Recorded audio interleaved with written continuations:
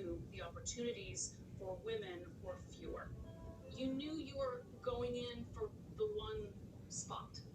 This was way back in 1999. There were forums where people would talk about writing, and it was in one of those groups, a television comedy writing group. Dan Schneider was in that group, and he had said that he was working on this new television show for Nickelodeon. So I just took a shot and I asked him if he would read my work. And the story that he told me later was that Dan gave them to his writer's assistant and said, read through these and rate them funniest on top. He was surprised to find that mine was on top, and that's what prompted him to call me. I was actually sitting at my desk at work. One of the producers called me and told me that, congratulations, we're offering you a staff writer position on the Amanda Show. This was like a dream come true.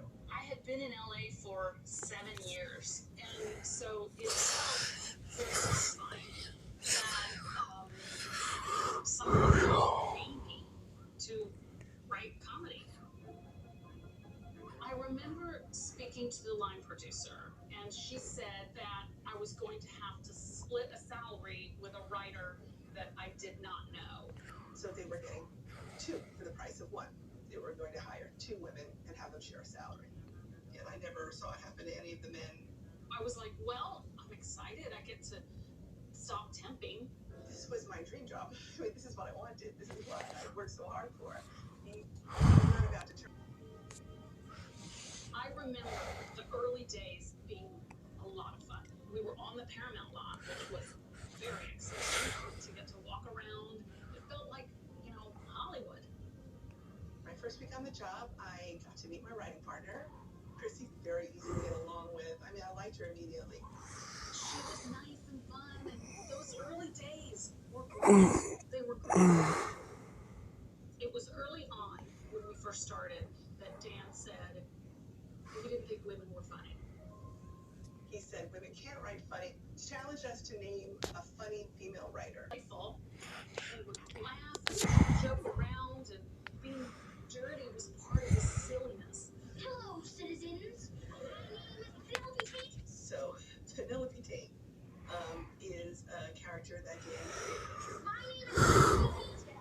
He came up with the name Penelope Tate. The taint is the part of the body that's between the penis and the anus. Is that skin there? That's the taint. And Dan had said to us in the writer's room, don't tell what this word really means. He wanted us to keep that a secret. I remember someone from Nickelodeon sitting with us and saying, like, oh, does this mean, this dirty thing? And Dan was like, no. Why would you think that's like tainted, like you tainted something? And they were like, okay. Man, that is power. That is power. That you can just say you want something and it's done. That's what I thought.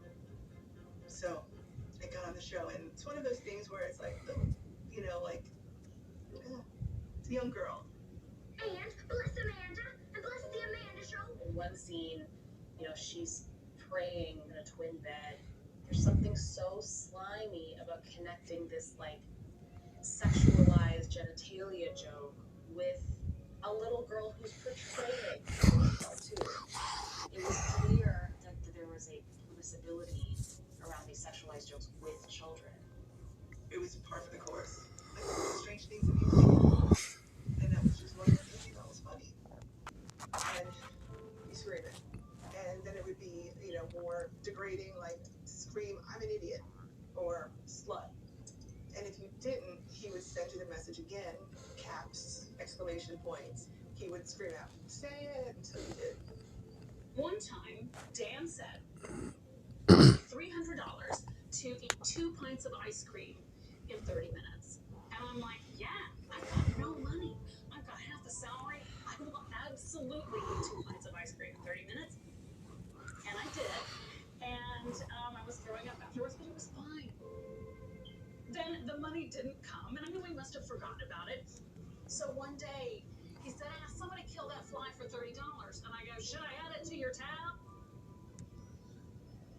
Dan took me into his office, and he said, how dare you accuse me of not making good on my bets? And I'm like, no. I was just kind of kidding around. And he had fostered this very casual, fun atmosphere. But I felt that Dan could be very volatile and could turn any moment. I was scared. Early at the Home Depot. I was born with wings. That's right. Throughout the day. So one minute I'm like, oh, goddamn wrong. He's really nice. He's supportive. And then like an hour later I could be like, this guy's scary as hell. We were all feeling near the end. We're there from the beginning. How safe can any kids be in that environment if that's how the adult women are being treated behind the scenes?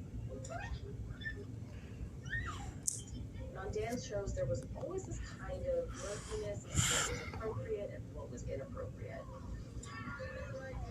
But there would be even bigger problems down the line with actual pedophiles on set. Division officers have arrested a suspected child predator charged with kissing and touching a 9-year-old girl. Officers believe there may be 4 victims.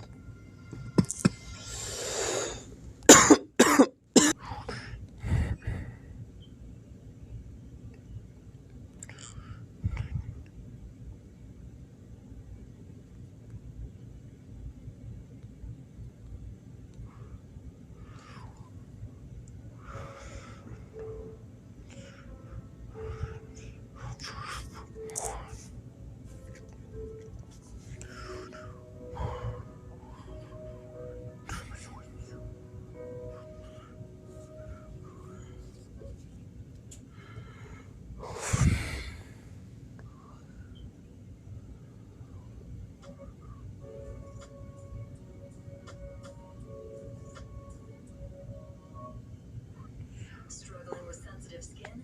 Meet O-Thermal Events Nickel Plus Restorative Protective Cream. Clinically proven to restore SOS.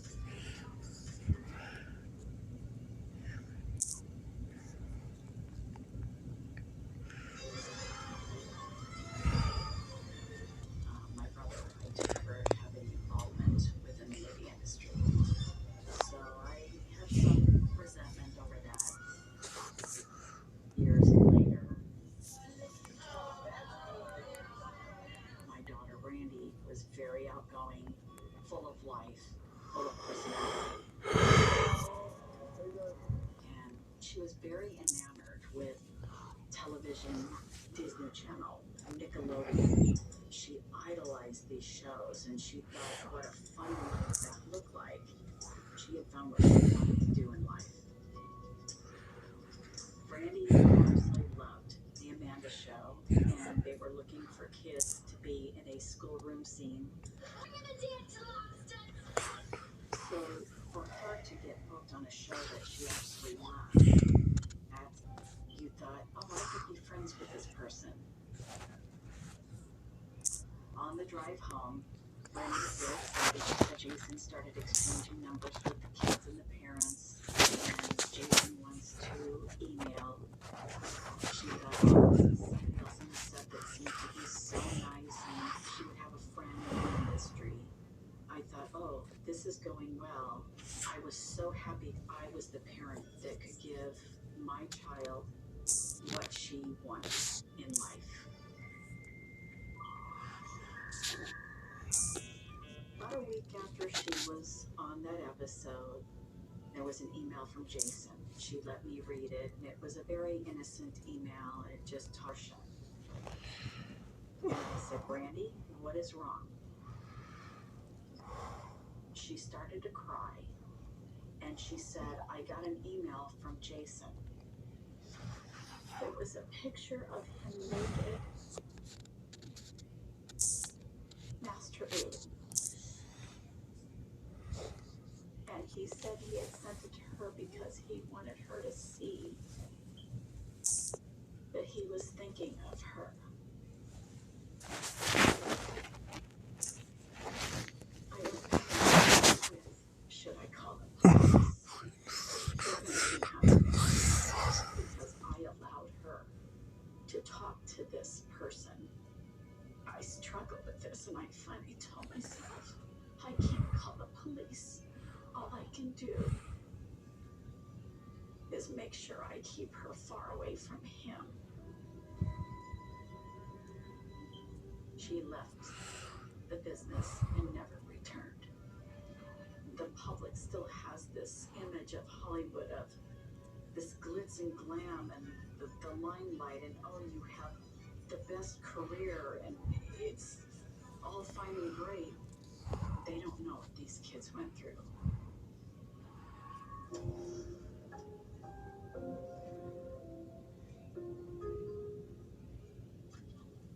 This is Amanda. I sure hope you like my accent. My name is Amanda Bynes, and I'm 9 years old.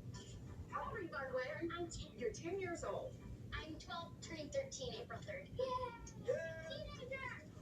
And I'm 14 years old, and I'm 16. Amanda Bynes was very, very famous by the time she was like 16. And at the time, she talked about wanting to take on more adult roles. On Nickelodeon, I had to do a lot of like slapstick, always wearing wigs and doing all that. I got to the point I was growing up that I wanted to feel like my age and like a girl and feel that. She made a few movies, What a Girl Wants and Big Fat Liar. So she's starting to pivot into this different space in her career that's well beyond Nickelodeon and well beyond being a figure of child entertainment. That's what I like about you. Dan Schneider created a show called What I Like About You on the WB with a 16-year-old Amanda Bynes. And Dan really wanted to follow Amanda into this mainstream success. But there's already trouble on set. Dan had a very specific image of how he wanted What I Like About You to go. But he was constantly fighting with the co-creator of What I Like About You, Will Calhoun from Friends. And there was just this massive amount of tension there where the network didn't really trust Dan. They stepped Will you in. wipe That this was down one? from the writer's room. Or you sleep on your phone? I'm awake. I'm Thought that he should be the one to kind of usher Amanda into adulthood. It's a very delicate transition to make from child star to adult person. Never mind adult actor. Cost of fame, in your opinion? People like having to be involved in your personal life. Oh, enough out of you. She wanted to be a grown up. She still lived at home, so there were some rules. Amanda and her parents were not getting along. Amanda was dating someone. He was older. You're 16 years old. You think you're an adult and you know everything. But her parents, being good parents, said, Miss, get it. And I think she didn't like hearing it. I can't. Amanda tries to run away from home, and in this moment, she turns to Dan for help. The details are a little bit murky, but we know from sources that the police were involved. And we also know that Amanda's parents are really, really upset with Dan's actions through this. But around this time, Amanda turns to Dan and other representatives to come up with a plan to get her emancipated and get her a new level of independence. This plan takes her parents completely by surprise. They knew, so what rights do kids have when they want a divorce from their parents? Two teenage sisters went to court to get a divorce. My child wants to be emancipated. Does this mean? That's a really good question. What your child wants is to be called a legal adult. In order to do that, your child needs to petition the court. There's a pretty lengthy history of teen stars getting emancipated from their parents. A little more freely. They don't have to work reduced hours. It would have made everybody want more money. They could have worked her even harder than they already were. And she really felt pulled in a couple of different directions. Parents, Dan Schneider. Dan Schneider's the guy responsible for my career. She's a teenager, and that's a lot to put on somebody. Knowing that no matter what decision you make, you're going to hurt someone who means something to you. It is difficult. Dan inserting himself into Amanda's life like this is really ethically fraught. I think that there is an argument that can be made that he was trying to help Amanda, but unfortunately for Dan, this goes to court and it entirely fails. Because of Dan's involvement in this plan to emancipate Amanda, this creates this huge between Amanda's parents and Dan Schneider. This is really the end of Dan's relationship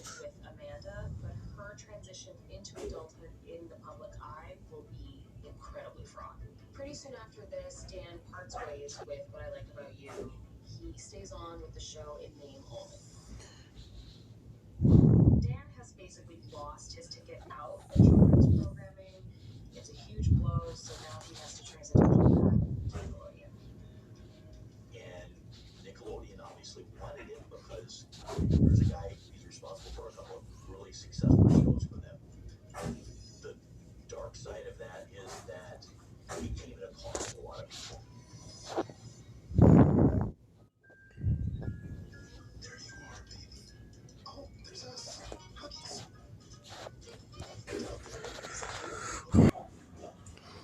All that made Dan's career. He was able to capture this really fun, free energy where it just looked like everybody was just having a good time. What makes it really fun for me working with young people is that it's fresh and new to them. This is often their first or second job. Fame is new, the whole process is new, and they're excited to be a part of it. Dan was the writer and the executive producer on all that, and he was the primary person in charge on set. There is a deference on a television set. It's very hierarchical.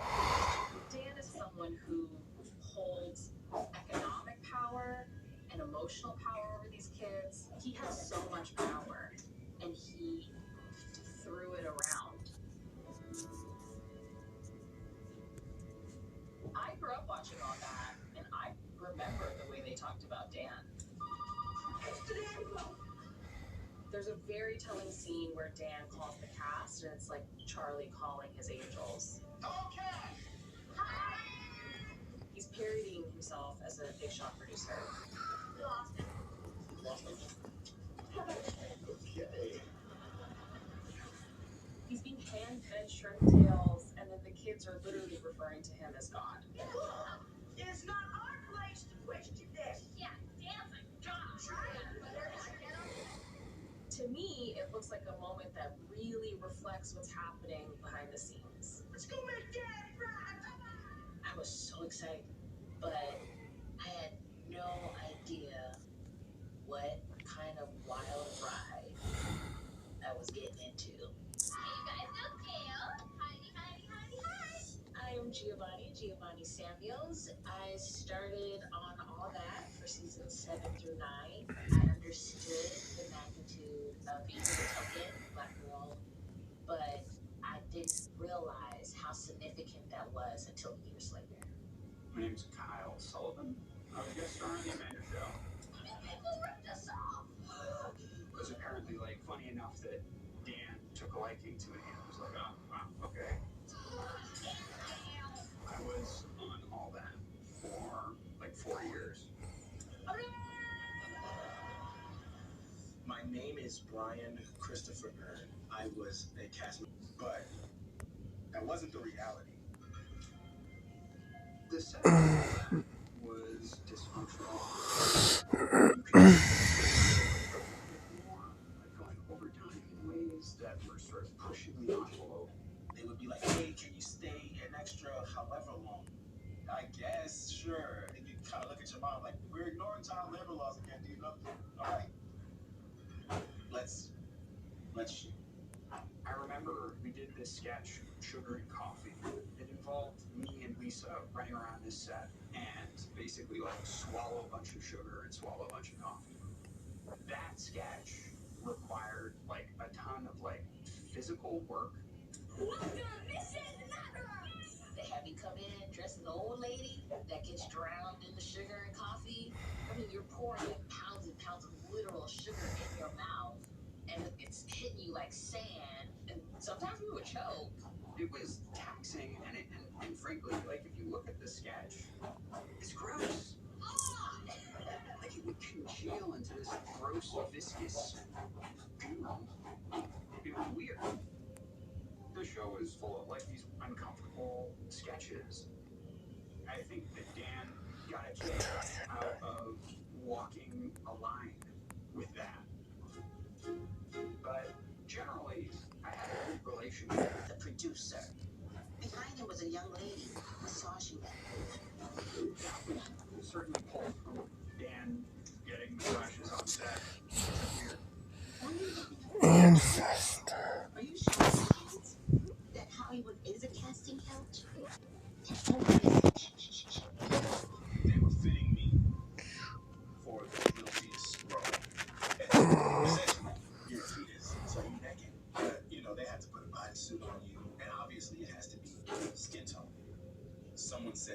skin tone should be charcoal. I started to get terrified. Whoever was doing my makeup at the time was kind of like hand on my shoulder, like it's gonna be okay. Like don't worry about that. You just said that was a moment where I felt like, oh, I could go get my mom about this. But also, I know my mom, and I know that she would have rose hell. I saw things differently than everybody else. Now, ultimately, I did try to tell it to Adrian. She called me. She said, Tracy, come on. It needs to be so safe that your most vulnerable person on the planet is able to say, you, the most powerful person there, I don't want to do this.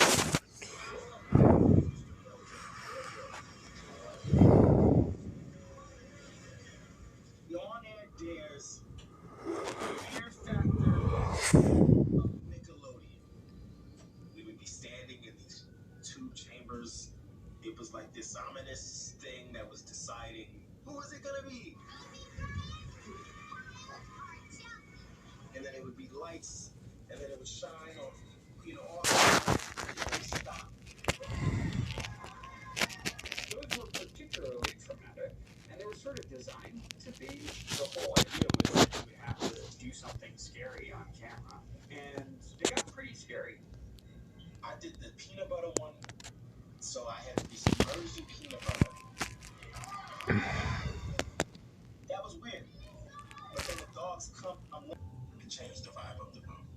Everybody would kind of just be like, okay, Come down and yell and scream.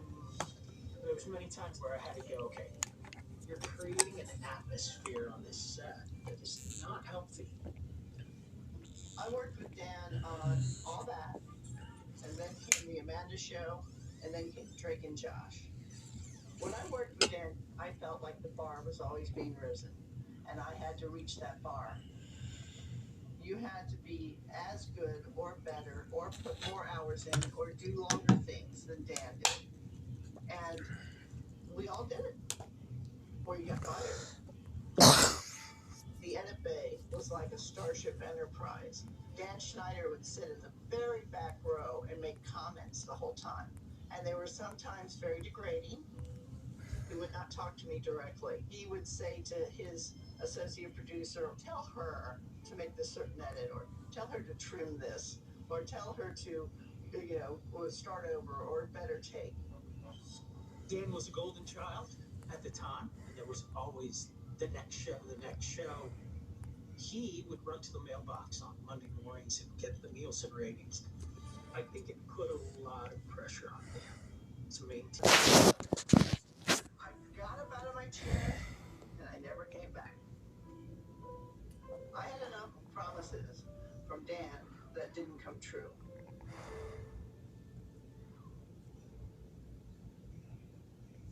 He was just an egomaniac. When everybody is just kissing your butt and the money's crazy, how do you avoid that? How do you avoid that?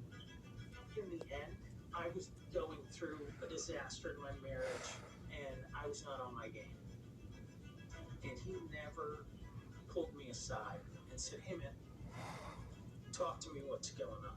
Instead of giving me the note, he would play little games on the set, almost trying to get me to quit. I was doing an episode of All That.